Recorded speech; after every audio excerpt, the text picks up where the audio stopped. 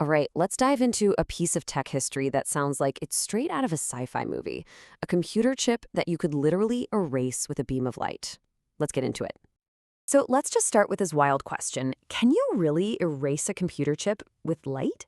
I mean, it sounds impossible, right? Like something you'd see on screen. But for a really crucial time in tech history, this was the absolute reality. But to really appreciate just how clever this solution was, we first have to understand the incredibly frustrating problem it was built to solve. Let's call it the read-only problem. Okay, so here was the big issue.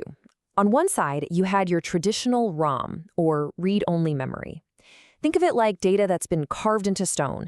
It was burned in at the factory, and it was permanent. You couldn't change it. But on the other side, you had developers who were constantly needing to fix bugs or add new features. They were totally stuck with these locked-in chips, and they were desperate for a way to update them. Well, all that frustration, as it so often does, became the mother of invention. And it led directly to a truly game-changing, rewritable solution.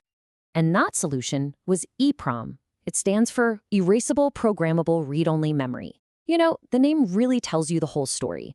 It had the stability of that read-only memory, but it came with two revolutionary new tricks. You could erase it, and then you could program it again. This was the flexibility developers had been dreaming of. Just think about what this meant for a second. Before EPROM, if you made a single tiny mistake in the code, that chip was junk, a tiny, really expensive paperweight. But now, developers could just erase the whole thing and start over. Yeah, it saved a ton of time and money, but honestly, it probably saved their sanity and completely changed how everything was developed.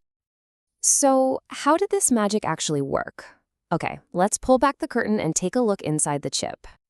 The entire secret, the real heart of this technology, comes down to one tiny, incredibly clever component. It's called the floating gate transistor. This little thing is the key that unlocks the whole shebang. So what are they? Well, the best way to think of them is like microscopic containers built specifically for electricity. Their entire job is to trap and hold onto an electric charge. And the really critical part, they hold that charge even when the power is turned off. That stored charge is the data. That's your ones and zeros right there. And the process itself is just beautifully simple. To program the chip, you essentially force an electric charge into that tiny container, trapping it inside.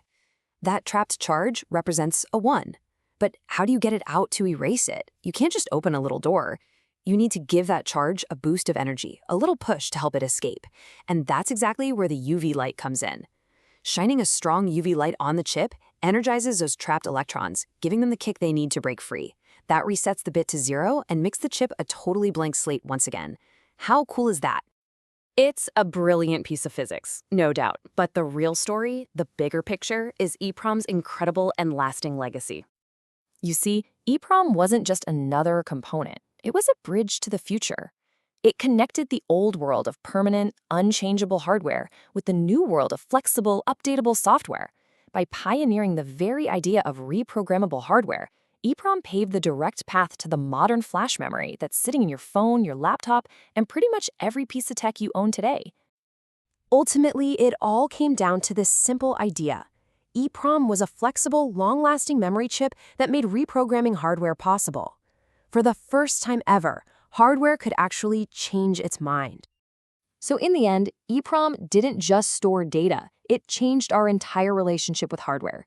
It used light to literally rewrite the rules, which really makes you wonder, what's going to come along and rewrite them next?